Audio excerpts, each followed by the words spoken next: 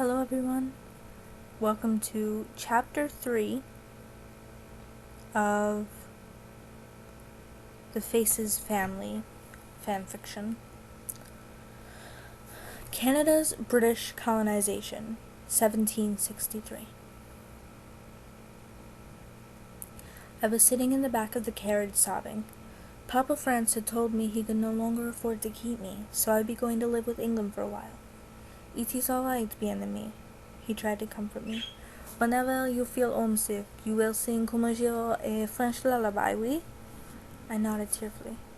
All right, bien-aimé, he said as we pulled up in front of England's house. Be strong for me, okay? I nodded again. He smiled tiredly at me. You know I do not want to do this, bien-aimé. I nodded once more. He brushed my blonde locks away from my face and planted a kiss on my forehead. Je t'aime, bien-aimé, he murmured. Je t'aime, I whispered back.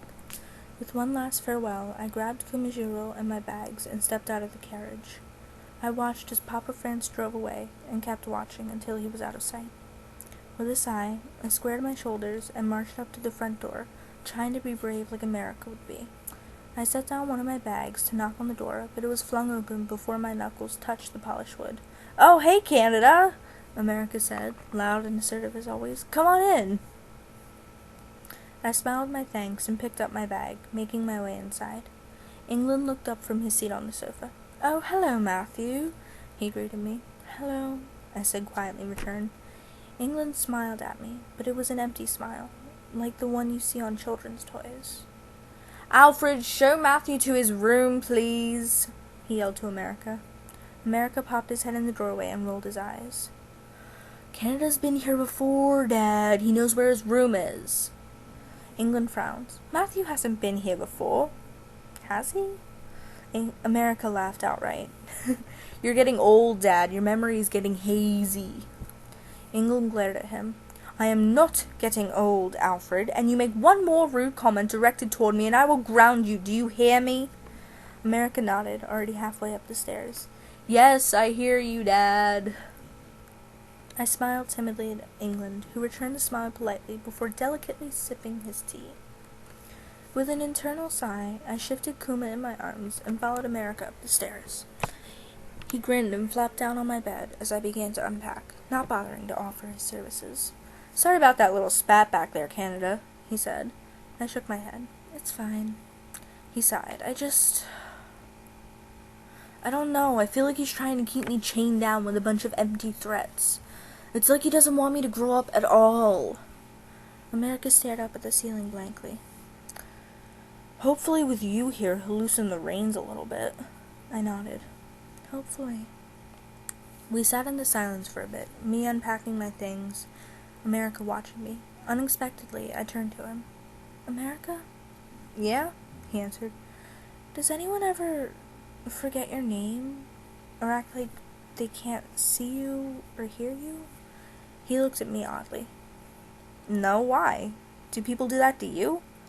I nodded, utterly ashamed at the fact that I seemed to be the only one in the family who never got noticed. He frowned. "Well, maybe if you learn to be a little louder. And you gotta start voicing your opinions, Canada. People won't notice you if all you do is whisper and agree." I sighed.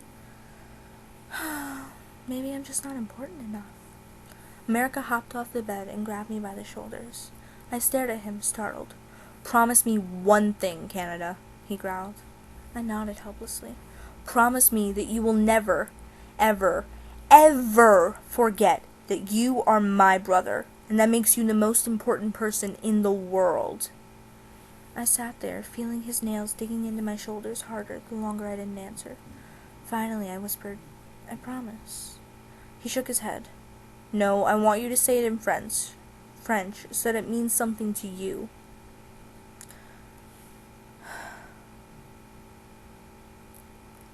"Je promets que je n'oublierai jamais que je suis ton frère et que moi la personne la plus importante dans le monde entier."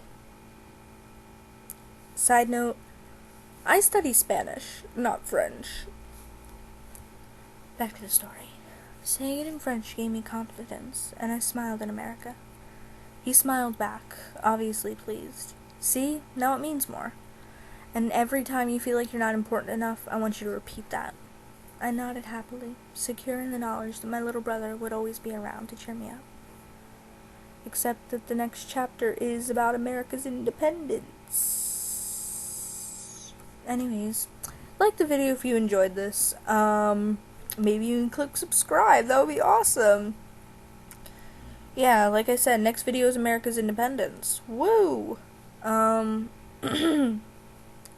me in the comments below. Should I keep attempting to fake a French accent? Or should I just give up and stop blowing out people's eardrums? What else? Yeah, that's it. Thanks for watching.